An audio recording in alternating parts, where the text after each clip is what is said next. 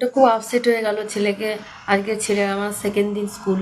কালকে তো স্কুল যাবো করে ও কালকে খুশিতে খুশি খুশি চলে গেছে স্কুলে। তো আজকে কালকে স্কুল থেকে আসার সময় খুব কান্নাকাটি করেছে, গিয়ে দেখছি স্কুলে আনতে গেছে, গিয়ে দেখছি ছেলে খুব কাঁদছে।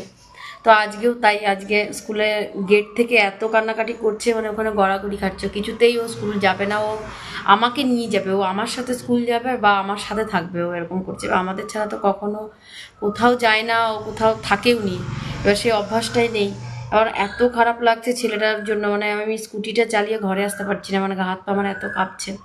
সেই অনুভূতিটা সত্যি একমাত্র মানে মা আর বাবাই জানে, যে সন্তানকে স্কুলে রেখে এসেছি, ও ওখানে কাঁদছে, আমি আওয়াজ পাচ্ছি বাইরে থেকে, কিন্তু আমি ওর কাছে যেতে পারছি না।